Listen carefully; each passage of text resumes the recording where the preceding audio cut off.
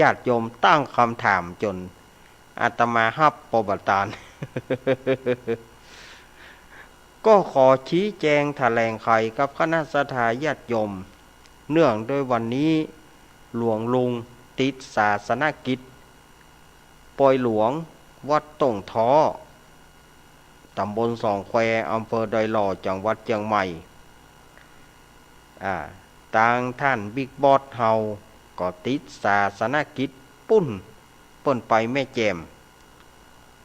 ฉะนั้นอาตมาภาพก็ได้รับ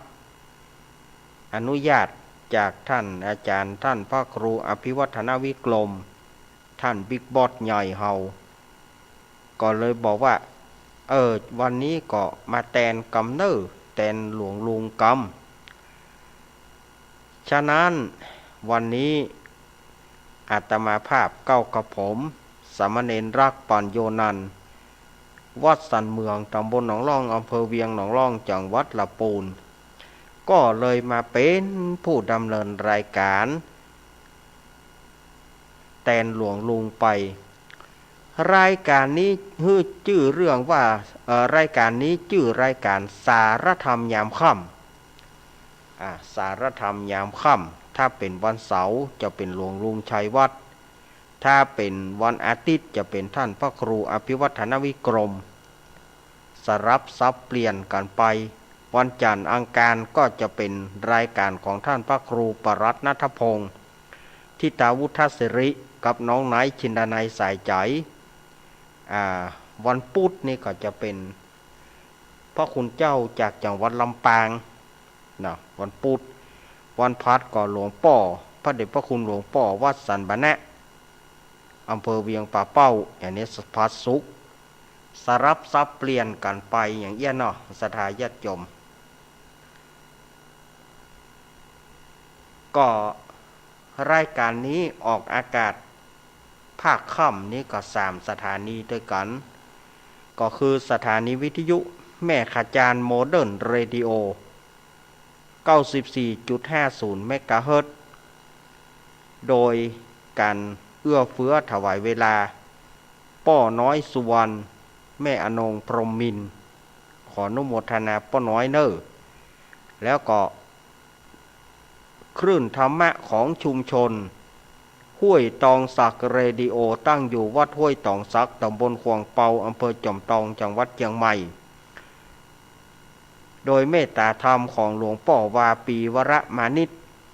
ท่านอาจารย์ชวริตชยวังโส98.75 เมกะเฮิรตซ์แล้วก็สถานีวิทยุวัดบุญยวาสวิหารจังหวัดลำปางภาคค่ำนี้จะอยู่3สถานีด้วยกันขออนุโมทนากับท่านหัวหน้าสถานีเจ้าหน้าที่ช่างเทคนิคช่างคอนโทรลทุกท่านมาปะกันวันนี้เป็นวันเสาร์ที่4มีนาคมพุทธศักราช2566เดือน6เหนือเดือน4ใต้แฮมมานี่13ค่ำพร่ำว่าเป็นวันเสาร์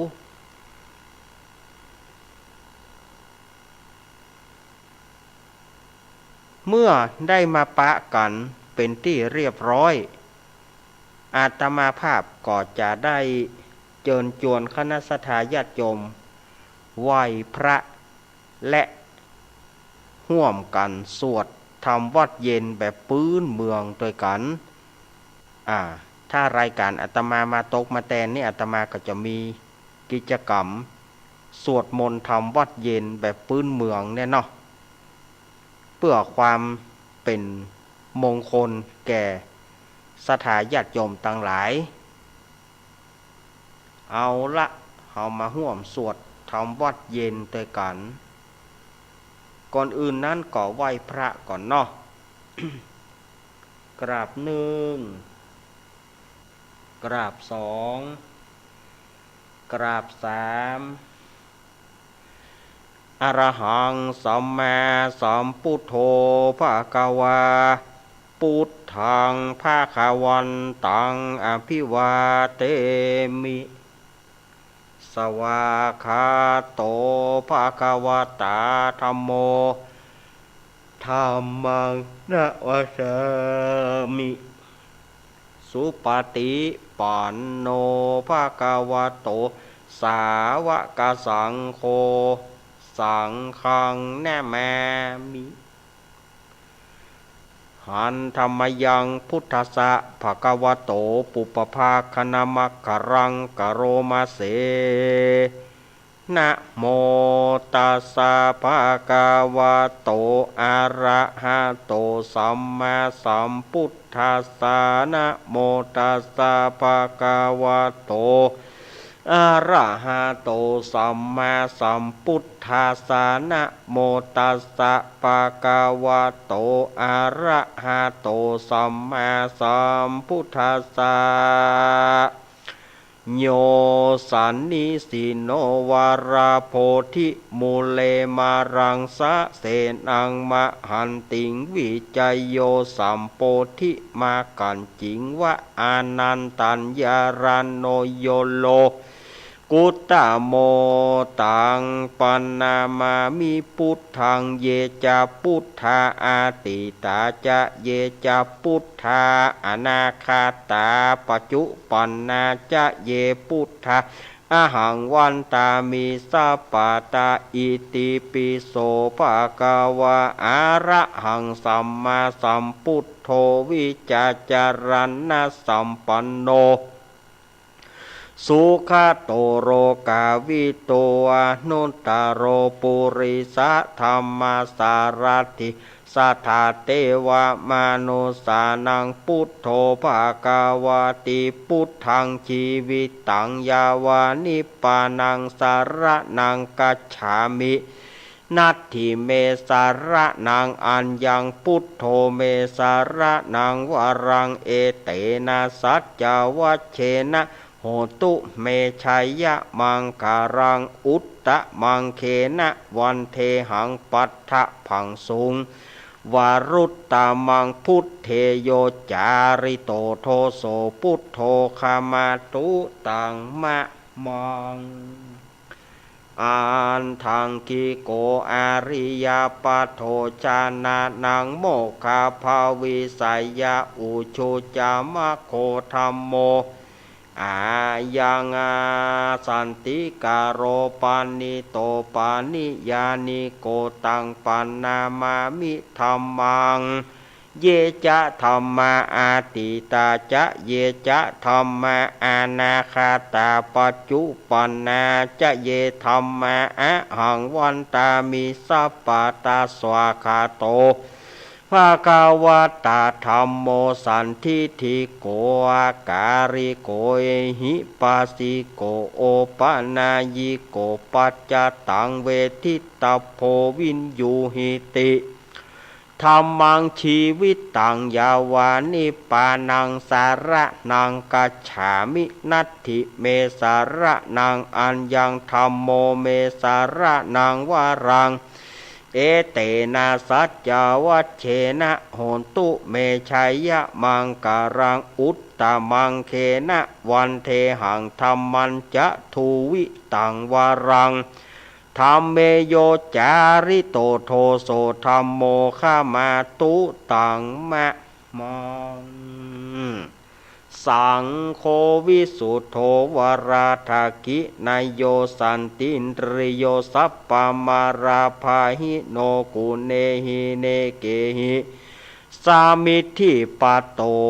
นะสาวตังปันนามามิสังฆังเยจะสังฆาอาติตาจะเยจะสังฆาอนาคาตาปัจจุปันนะจะเยสังฆาอะหังวันตามิสัพพะตาสุปฏิปันโนภะคะวะโตสาวกสังโฆโอชุปฏิปันโนภะคะวะโตสาวกสังโฆยายะปฏิปันโนภะคะวะโตสาวกสังโฆสามิจิปฏิปันโนภ ภะคะวะโตสาวกสังโฆยะติทังจัตตาลิปุริสายุขานิอัฏฐปุริสาปุงกาลาเอสาภะคะวะโตสาวกสังโฆอาหุนายโยปาหุนายโยทักขินายโยอัญชาลิการณิโยอนุตตรังบุญญาเกตังโลกัสสาติสังขังชีวิตตังยาวานิปานังสารนังกัจฉามินัตถิเมสารนังอัญญังสังโฆเมสารนังวรังเอเตนะสัจจวัชเชนะ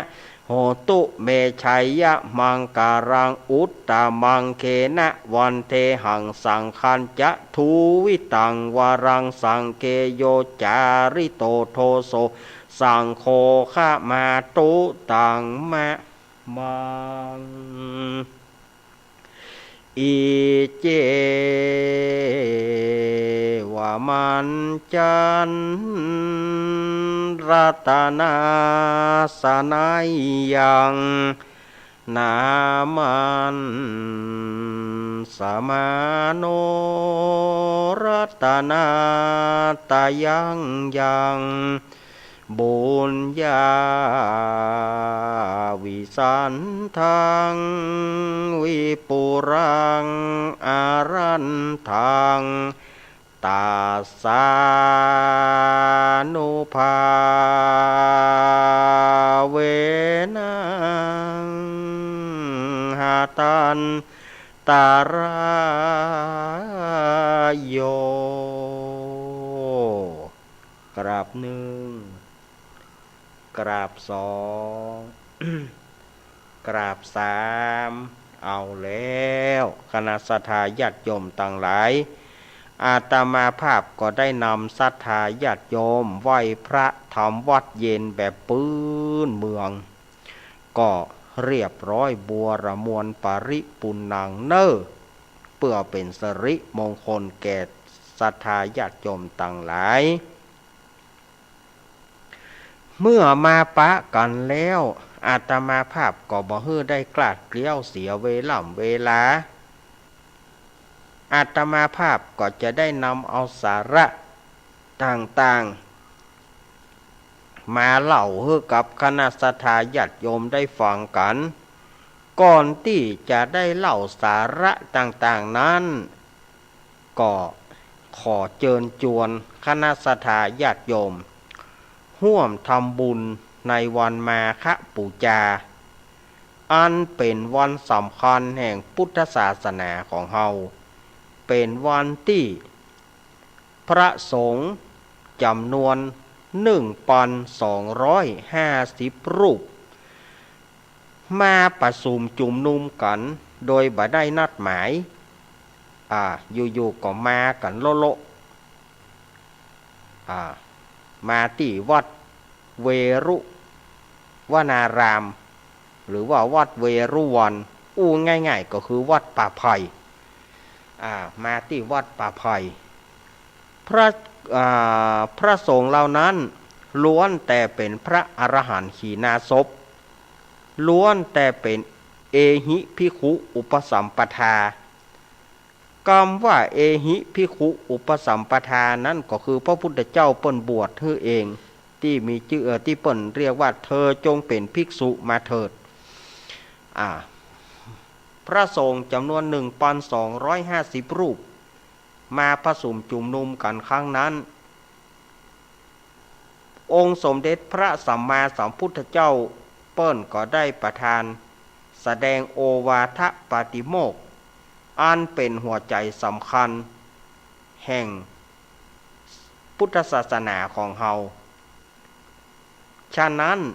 วันมาฆบูชาถือว่าเป็นวันพระวันศีลใหญ่ศีลหลวงศรัทธาญาติโยมก็จะไปลืมใส่บาตรญาติปกตามวัดวาเฮา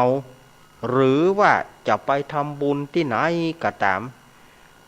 ใส่บาตรวัดเฮาก็ดีไปใส่บาตรวัดอื่นก็ดีเมื่อใส่บาตรแล้วบางวัดบางวาก็จะมีการนั่งสมาธินำไหว้พระสวดมนต์ บางที่เปิ้นก็จะนำไหว้พระสวดมนต์โดยแล้วก็จะมีการเจริญกรรมฐานแล้วก็จะนำศรัทธาญาติโยมเวียนเตียนเพื่อถวายเป็นพุทธบูชาธรรมบูชาสังฆบูชานั่นก็ศรัทธาญาติโยมก็จะไปลืมเน้อเดือน6เปงนี่นะเดือน6เปงนี่ก็จะไปลืมเน้อไปร่วมกันทำบุญในวันมาฆบูชาแล้วก็เปิ้นมีความเชื่อกันว่าเดือน6เปงเนี่ยเปิ้นเชื่อกันว่าเทวดาจะเอายาทิพย์มาใส่ไว้ในต้นผักขี้เหล็กอันนี้ครูบาอาจารย์เปิ้นบอกสืบกันมาว่าในเที่ยงคืนเทวดาจะเอายาทิพย์เป็นยาปฏิชีวนะเป็นยาทิพย์ยาจันทร์เปิ้นจะเอามาใส่ไว้ในต้นผักขี้เหล็กฉะนั้นเฮาแจ้งมาก็ควรไปเก็บผักขี้เหล็กมา ยังบ่ได้กินก็ได้สักยอด2ยอดปอกินเป็นยาหรือว่าไผมีนักแกงต้มยำใส่หนังอย่างที่อาตมาว่านะยำใส่ภาพยนตร์อย่างที่อาตมาว่าวันนั้นนะยำใส่หนังก็ดีหรือว่าศรัทธาญาติโยมจะตำน้ำพริกตาแดงตำน้ำพริกอ่องตำบะม่วงนี่หรือว่าจะกินสดๆเลยบะกับหยังก็ได้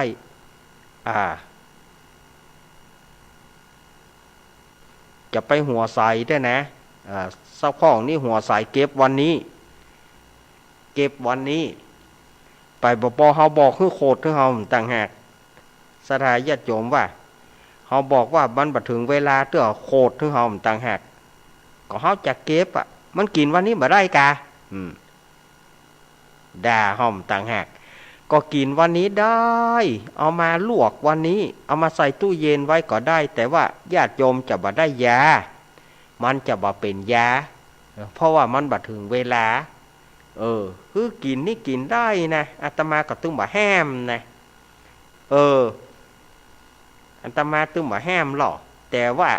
มันบ่ใช่ยาถ้าไปเก็บวันฮือเนี่ยมันได้ยาได้เป็นกินเป็นยาหายจากโรคาอาพาธเก็บวันนี้เอาไปแช่ตู้เย็นแล้วเอาไปลวกกินวันเดือนเปงก็มันไปมีความหมายยัง เขาว่าฮือก็โคตรฮือเฮาแหมเนี่ยเปิ้นจะกินยังก็บ่ฮือเปิ้นกินอาตมาบ่ห้ามนะกินเตอะแม่กินเตอะปอกกินเตอะตามสบายเตอะอาตมาตึมห้ามหรอก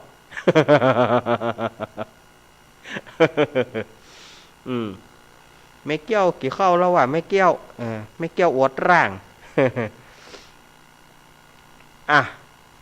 แล้วก็จะไปลืมเน้อศรัทธาญาติโยมอาตมากระจายเสียงนี่นะบอกงานประชาสัมพันธ์งานของวัดอาตมาเน้อวัดสันเหมืองตำบลหนองล่องอำเภอเวียงหนองล่องจังหวัดละปูนเป็นวัดของอาตมาภาพก็จะได้จัดงานประเพณีส่งน้ำพระธาตุพระเจดีย์พบโชคบุญทวีศรีสันเหมืองขึ้นในระหว่างวันที่15แล้วก็16เมษายนเจิญป้อโคมด้วยเนอะ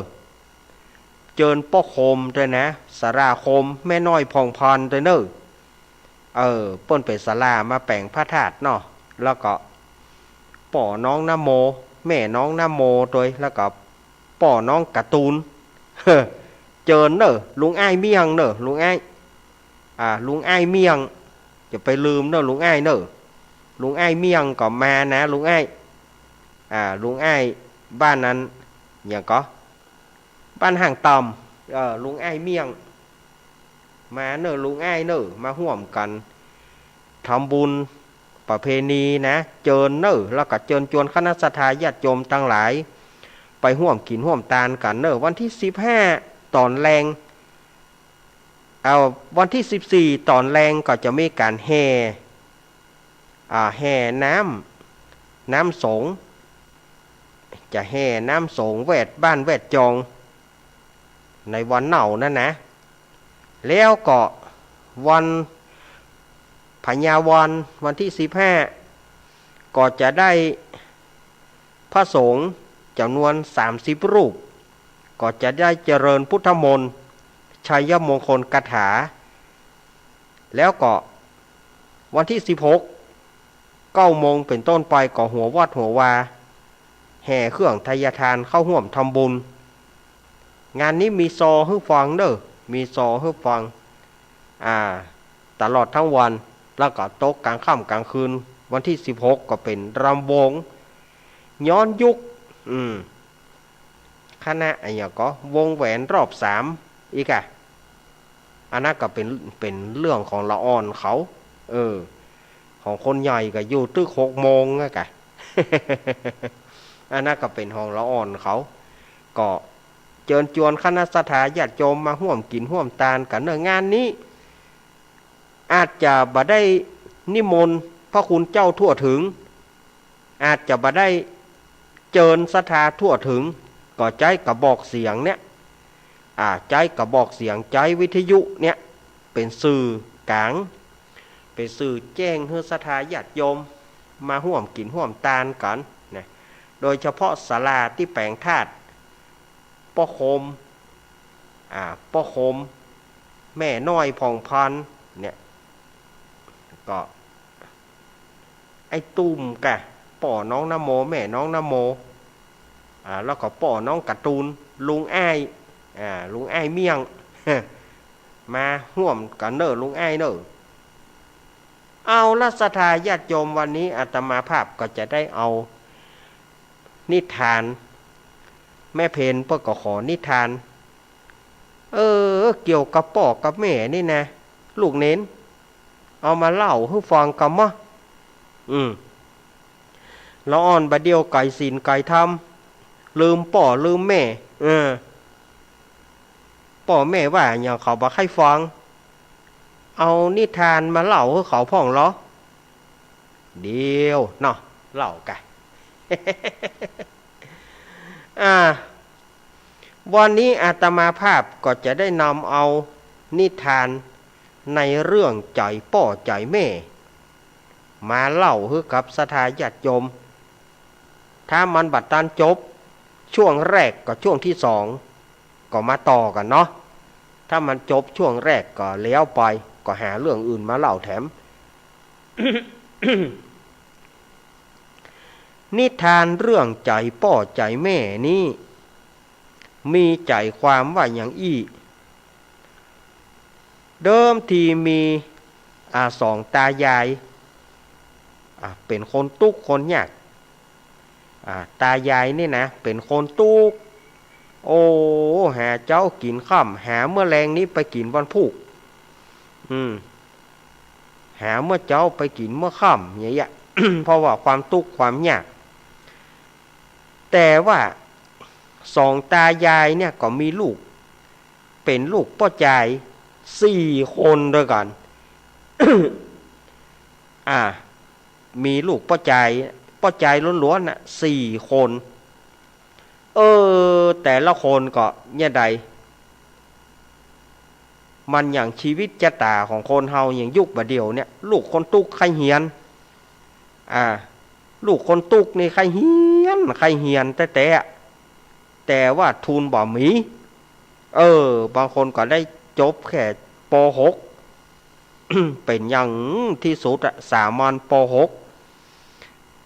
วิทยาฐานะ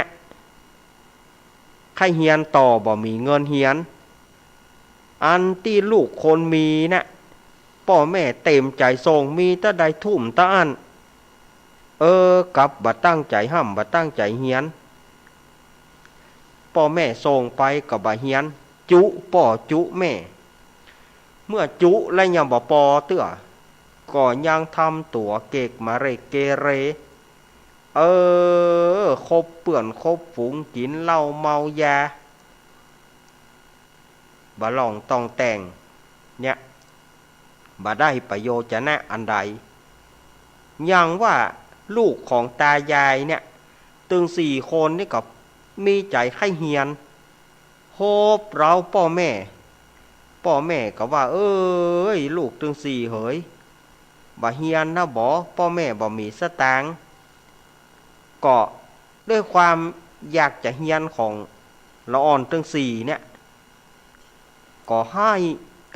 เพราะว่าใครเฮียนใครจบสูงเมื่อพ่อแม่หันน้ำตาลูกแล้วก็พ่อแม่ที่ไหนจะอดได้ก็เลยไปฮับจ้างฮับบ่ายล่าตามล่าเกี่ยวต่อเฟืองกาเกี่ยวหญ้ากาปั้นคันนาขอให้ได้เงินมาเป็นกาตำราของลูกหน้าแห้มแก้มไหมอยู่กลางโต่งกลางนาปะเกี่ยวเข้าเอาเฟืองเฮือเปิ่นกาหยังกาฮับจ้างนาไผบ่นาไผมีหญ้ารกก็สองตายายนี่ก็มุมานะมุมานะถางห้อยถางนา เพื่อได้เงินเป็นกาตำราเป็นกาหนังสือหนังหา แล้วก็บอกคือลูกว่าโอ้อันนี้นะลูกพ่อแม่ก็บ่หันนะหยังหวังที่จะได้ปริญญาของลูกนะถ้าลูกจบปริญญาก็แปลว่าพ่อแม่จะตายวันนี้วันพุธก็ตึงบ่เสียใจนี่หรอก็มุมานะบากบอนอย่าเตี้ยตามาว่านะหลังสู้ฟ้าหน้าสู้ดินนั่นนะกสิกรแข็งขังคือกระดูกสันหลังของชาตินะ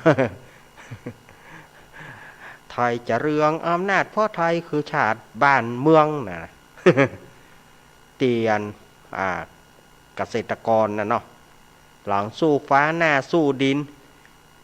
กรรมกรแบกแหมดูอันใดบ่ได้ก็จำเป็นต้องได้เพื่อว่าขอให้ได้เงินเป็นก้าตำราของลูก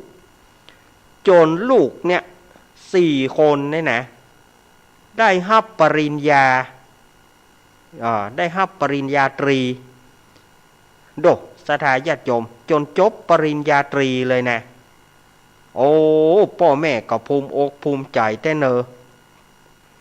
ไปหาวันนั้นไปรับปริญญาของลูกส่วนว่าลูกก็เปลี่ยนไปพอได้รับปริญญาก็บอกว่าอีพ่ออีแม่บ่ต้องไปละไอ้เขา ไอ้เขานี่จะไปรับกันเองพ่อแม่บ่ต้องไปพ่อแม่ก็ไข้หันลูกก็บ่ฮื้อไปเพราะว่าถ้าไปแล้วไปฮู้ว่าพ่อแม่เป็นตาสีตาสาก็จะอายฮื้อเปิ้นกะวัดฝ่ายหินข้าวสัญญาขอขอบคุณท่านอาจารย์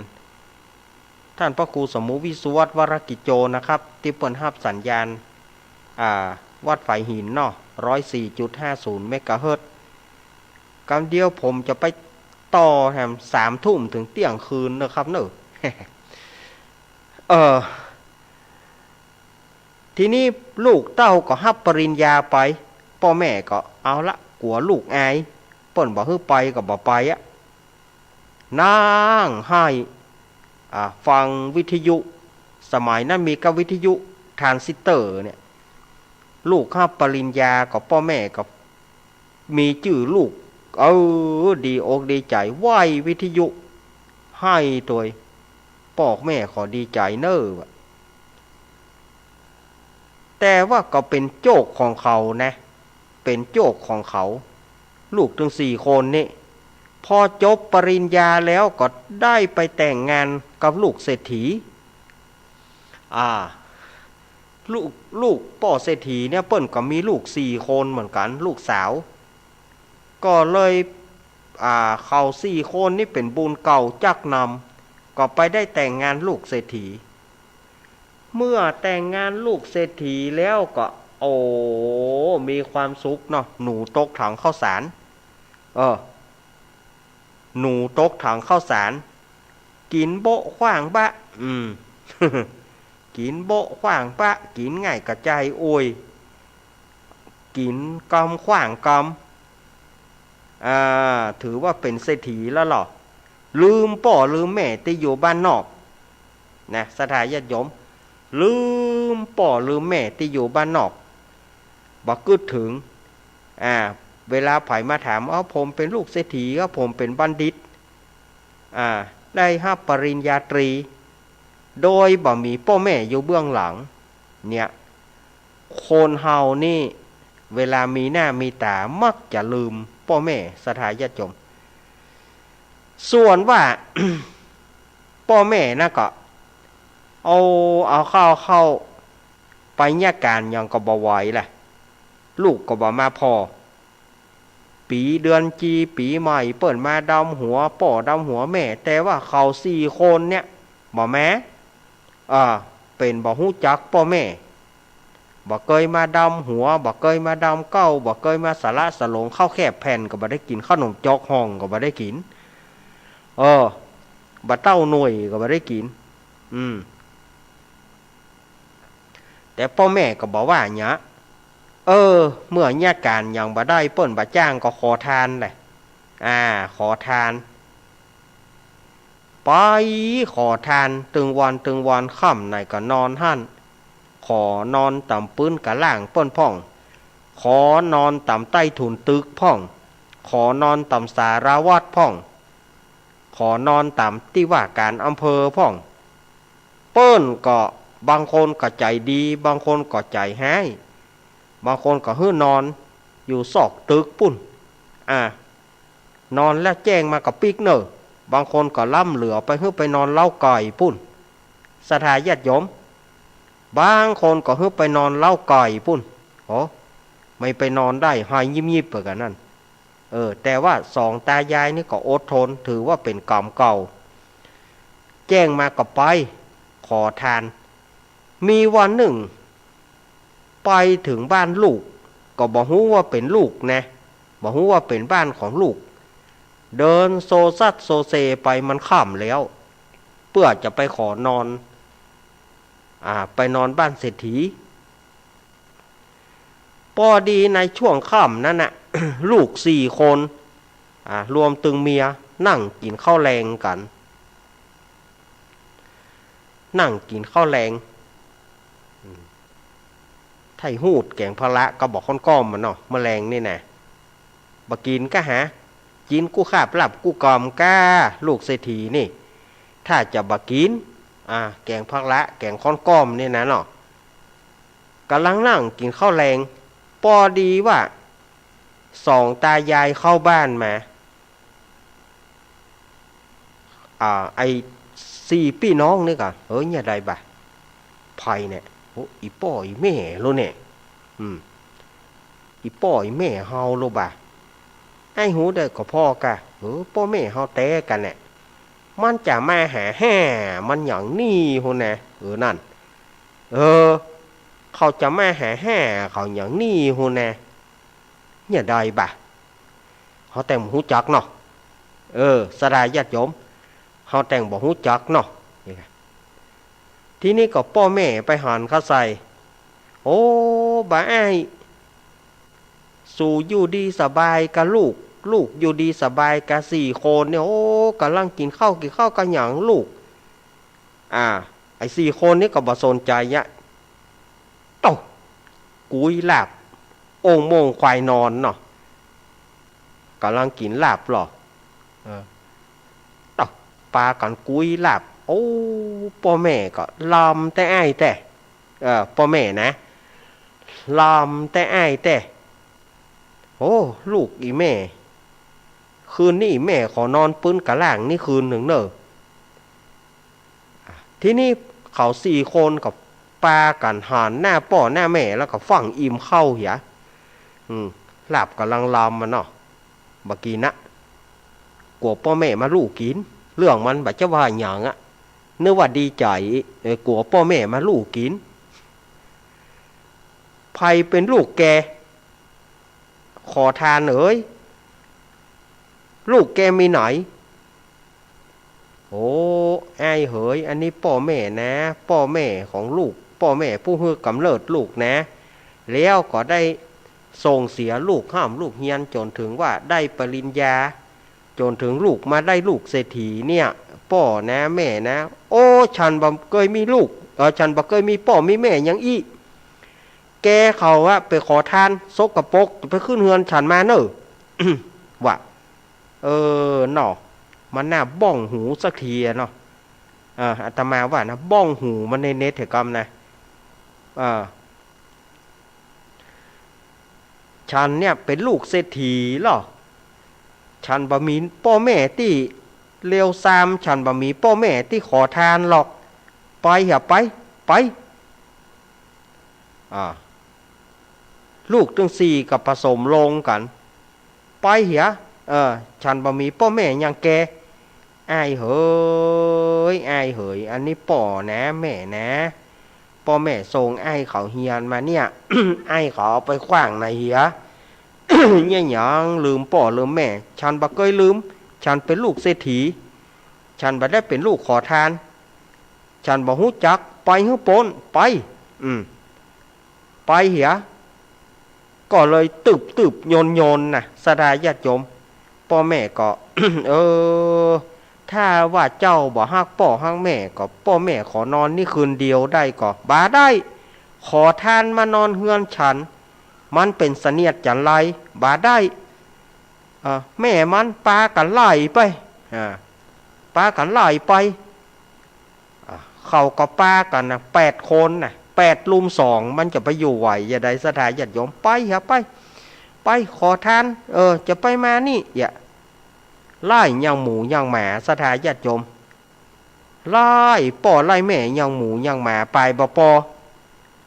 จุ้ยหมาไล่แถมต่างหากป่วยหมาปูดโถหมาพันฝรั่งนั่นนะอาเซเซียนนั่นนะโว่งน่ะมีว่ะพ่อแม่ก็อยู่บ่ได้แหละลำพังก้าคนก็ย่ำนี่ป่วยหมาโดพันฝรั่งคงยงข้างย่างน่ะมันไปมีอ่ะว่ะขืนอยู่ก็เอียววาก หมานี่มันจะว่าครบแบบให้มันดีหรอมันเล่นหัวพุ่นน่ะ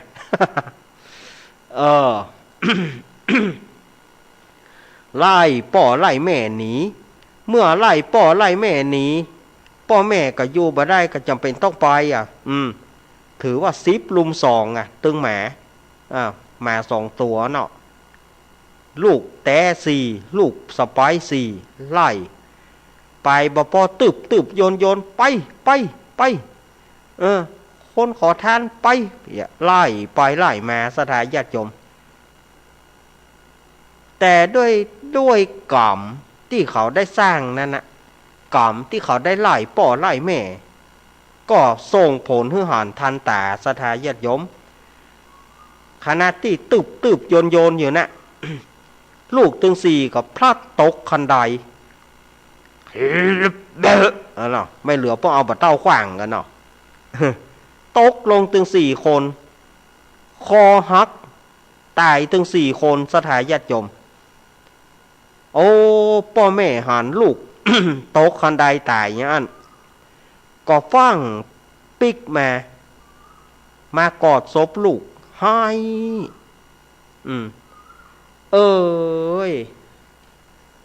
ลูกชั่วอย่างใดพ่อแม่บอกเคยว่าพ่อแม่จะเป็นจิโกจิกีฮิปโปฮิปปี้หูจะหนวกหูจะหนวกตาจะบอดหูจะตอบปากจะแหว่งพ่อแม่ก็ฮัก ลูกจะชั่วอย่างใดก็จ้างลูกจะไล่อย่างใดก็จ้างพ่อแม่ก็ยังฮัก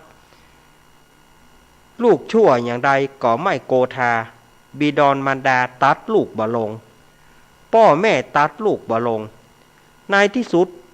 ลูกสะใภ้นั่นน่ะก็หูว่าเป็นลูกขอทานนั่นเป็นแม่เขาโอ้ลูกสะใภ้ก็เลยว่าโอ้พ่อแม่เฮ้ยลูกบอกเคยหูมาก่อนว่าอ้ายเขาน่ะเป็นลูกพ่อลูกแม่แต่ก่อนถามเปิ้นก็บอกว่าเปิ้นจบเปิ้นเป็นบัณฑิตจบปริญญาตรีเปิ้นมีเบี้ยมีเงินเจ้าเขาก็เลยเอาเป็นว่าเขาเป็นลูกอกตัญญูเอาเต้าพ่อแม่ ตั้งแต่นี้ไปต้นไปเจ้าตึง4 คนเนี่ยจะนับถือพ่อแม่เหมือนที่เป็นพ่อแม่แท้ของข้าเจ้าพ่อแม่จึงเลิกขอทานเหียเตอะเลิกขอทานเหียแล้วมาอยู่กับเจ้าเขานี่เจ้าเขาจะเลี้ยงเนี่ยศรัทธาญาติโยมใจป่อใจแม่ลูกจะยังได้กระจ่างมันบดีเสี่ยงตีกระจ่างอย่างหลวงลุงชัยวัฒน์เปิ้นว่านะหลวงลุงว่าพ่อแม่บางคนลูกว่าอย่าได้กระจ่างเตอะพ่อแม่ก็ยังฮักนั่นนะขนาดเปิ้นว่ามันไปตีกันปุ่นลูกคิมไปตีเปิ้นยังป้องเอาอยู่ก็ไม่ไปตาเจ้าหมูนั่นนะเอามันไป เปิ้นบุบลูกคิงมันไปตาเจ้าหมูนะเอามันไปถ้าบ่เอามันไปมันก็ตือบ่โดนบุบน่ะพ่อแม่ก็ยังฮักลูกอยู่มันบดีนะมันไปขี้เหล้าเมายาก็เขานะปลามันกินข้าวแห้งก็เป็นแห้งข้าวกาก็เป็นกาน่ะพ่อแม่เนี่ยมันตึงหื้อส้นลูกอยู่ตลอดเวลาบ่เคยที่ว่าเอาตายเหียมันบดีพ่อแม่เนี่ยบ่มีพ่อแม่คนไหนจะว่าอันนี้ก็คำคมของป้ออำนวยกะลำพัดป้ออำนวยกะลำพัดเปิ้นว่าจะได้เม็ดฝนบ่หมดจากฟ้าเปี่ยวแดดกล้าบะละแผ่นดินความฮักของพ่อของแม่ก็เปรียบเสมือนเช่นนั้นดอกศรัทธาญาติโยมว่าเม็ดฝนมันบ่หมดจากฟ้าเมื่อใดเม็ดฝนมันถึงบ่หมดจากฟ้า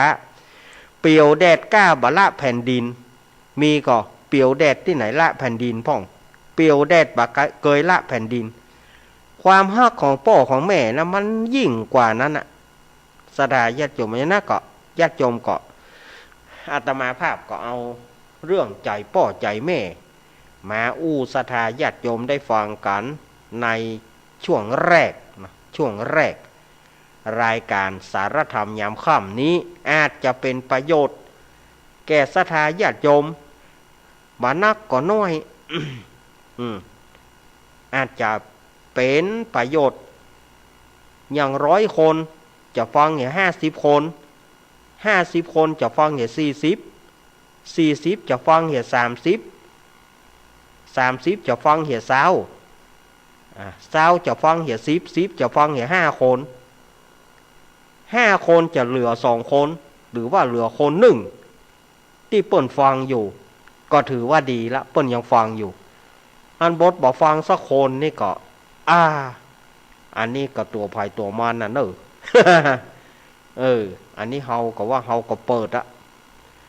ล้วมีคนฟังนี่ก็จะไปอยู่ที่ไหนเนาะศรัทธาญาติโยมเฮยนี่ก็กันให้ศรัทธาญาติโยมได้ฟังคลอนะเปิ้นเฮาว่าคลอคือเป็นกู้เป็นกิมศรัทธาญาติโยมนั่งกินข้าวแรงกับใบตวยพ่องก็กำลังกินข้าวพ่องก็กำลังเนี่ยกินพ่องก็กำลังอาบน้ำพ่องก็กินข้าวอิ่มละไหว้พระพ่องก็กำลังหูดพักละ พ่องก็กำลังหูดพักคอนก้อมหูดไปตัวฟังไปตัวพ่องก็กำลังกินข้าวก็แกงป่าเพื่อแล้วเพื่อยาก้างเกิ้งบัดตันได้สายฟางแล้วม่วนก้างป่ามตันได้สายลืนเข้าคอบึก โอ้ระวังมาขำคอในแม่เนอ ระวังก้างขำคอเนอฟังกินลำไปฟังมันม่วนลำไปลูกเนนเหยแหม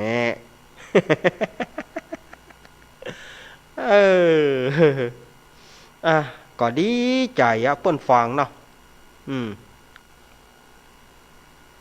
ศรัทธาญาติโยมบาดเดียวนี่ก็อย่างที่อาตมาว่าไปเมื่อวันอังคารที่แล้วเนาะจักจั่นมันเริ่มมาละเสียงจักจั่นเนี่ยหรือว่าบางตีเปิ้นก็ฮ้องอีจ้าโวเนาะตีเปิ้นก็ฮ้องอีจ้าโวอีจ้าจักจั่นนั่นนะฮ้องมาแล้วนะเดี๋ยวนี้มันเป็นบรรยากาศที่ง้อมเหงาศรัทธาญาติโยมว่าได้ออกแรงแห้งคายมีเสียงจักจั่นฮ้องจ่าเจ ง่อมจะได้บอกบ่ถูกง่อมจะได้บอกบ่ถูกนะมันง่อมหน้าแรงนะง่อมเข้าในหัวอกหัวใจปุ่นมันง่อมมาอย่างมันบอกบ่ได้เฮ้ย เออบ่ฮู้ว่าจะอู้อย่างใดนะมันง่อมบอกบ่ถูกมันง่อมไหนปุ่นเฮาได้ยินเสียงจักจั่นนี่สมัยแต่ก่อนนี่ถ้าว่าจักจั่นฮ้องก็บ่เต้าสุกกันสมัยป้อของอาตมาเขานี่เปิ้นปลูกบ่เต้านะเปิ้นปลูกบ่เต้านะถ้าว่าไอ้จักจั่นฮ้องนี่ก็แปลว่าบ่เต้าเริ่มสุกละ เริ่มเก็บกันละเริ่มเก็บไอ้บ่เต้าละถ้าว่าได้ยินเสียงจักจั่นฮ้องนี่แสดงว่าบ่เต้าเริ่มจะสุกละเริ่มเก็บกันเข้ามาถ้าบ่เก็บนี่ก็กลัวว่าเวลาฝนตกมาเวลาบ่เฮ็บตกมามันจะถูกบ่เต้า มันจะเสียเปิ้นก็ว่าบ่เต้าสุกแล้วเนอะเริ่มไปเก็บไว้เหียเก็บไว้พ่อแม่จะเอาไปขายพ่อแม่จะเอาไปขายเนี่ยสมัยก่อนสมัยแต่ก่อนเนี่ยเราจะได้กินบ่เต้านี่ก็คือช่วงใกล้ปีใหม่เนอะ ใกล้ปีใหม่ถ้าธรรมดามันได้กินบาดเดียวนี่เราจะกินเวลาไหนก็ได้ให้กินเวลาไหนก็ได้คะแนนมีสตางค์แล้วเปิ้นก็ปลูกทุกฤดูกาลสมัยแต่ก่อนนี่ปลูกเดือน3เดือน4นี่บงบ่เต้าไว้เพื่อถึงนี่มามันไปเครือละบางทีก็สุกบ่เต้าพันนักๆนั่นนะสมัยก่อนมันมีเหล่าบ่เต้าหน่วยใหญ่ๆมนตุ้มลุ่มกะบ่เต้าหมอนสถาญาติโยมหันบ่เต้าหมอนก็บ่เต้าหมอนนี่ก็คือมันเฮาพอนี่บ่ฟักหมอนดีๆนั่นนะอึ้งหึ่งบ่ฟักหมูฮะนี่ ก่อนอาตมาเป็นละอ่อนเนาะป่อเอาบ่เต้ามาขายป่อเปิ้นไปซื้อบ่เต้ามาไปเหมาบ่เต้ามาขายแล้วก็มันมีบ่เต้าหมอนอยู่ป่อเอาบ่ฟักมาหยังบ่เต้าแน่บ่เต้าหยังยังอีบ่เต้ามันยังบ่มนมันยาวจะโลโอไว้มันยังบ่ฟักมนน่ะป่อก็ยอมเสียโบะพาไปกีบเพื่อลูกจีมแม่นก่อเปว่ามันเป็นบ่เต้าแต่มันเปิ้นฮ้องว่าพันบ่เต้าหมอนน่ะมันทั้งยาวจะโลโอพอบ่ฟักหมูเนี่ยบ่ฟักโมนเนี่ย มันเหมือนบ่เดียวพันหมู่นั้นมันมีละพันบ่เต้าหมอนบ่เต้านั้นมันมีละเหลือก็บ่เต้าบ่เต้ามนพันในอย่างบ่เดียวพวกฮ้องพันจินตะหลาที่มันดังพันในอย่างก็มาจากสุโขทัยอย่างเงี้ยนะบ่เดียวแต่ก่อนนี่เขาปลูกพันบ่เต้านั่นบ่เต้าหมอนแล้วก็บ่เต้าหน่วยมนนั่นสมัยก่อนนี่มีอย่างอันแต่โลอาตมาเขาเป็นละอ่อนการถึงหน้าบ่เต้ามาเอาบ่เต้ากองเต็มกลางเตินนะบ่เต้าเต็มกลางเตินนะมีที่นอนนะเอาบ่เต้าไว้เต็มกลางเตินเปิ้นแปลงตังเนี่ยหรอแปลงวงมันนะเปิ้นแปลงวงมันวงบ่เต้าเอาเฟืองมามัดแปลงโคดแปลงวงแล้วก็เอาบ่เต้าเขายองฮะเพราะเขาว่าตังบ่เต้าเนี่ยเพราะเขาว่าวงบ่เต้าหรือตังบ่เต้าพอถึงปีใหม่ก็ขายหมดละปีใหม่ขายบ่เต้าหมดละเนี่ยมาซื้อข้าวแคบข้าวแตนซื้อเสื้อซื้อผ้าจะได้นุ่งผ้าใหม่กับกระปุกบ่เต้านั่น ค่ำมาปลากับไปนอนแห้งค่ำมาปลากับไปนอนตูบบ่เต้านะแปลงตูบกลางโต้งบุญนอนตูบบ่เต้าบุญใส่ขาแหลมแต้มหนูไว้หรอเอาแคมหนูไปโดยก็เดียวกระตาบ ก็เดี๋ยวกระตาบเตอก็ได้นกพ่องเตอก็ได้หนูพ่องปิ้ง สถานญาติโยมสมัยก่อนนี่มันเต้หรอบรรยากาศของเก่าๆนี่นะโอ้มันม่วนนะมันม่วนวันยังหวานอยู่เนี่ยอาตมาว่าเปิ้งเขาว่าวันยังหวานอยู่มันหา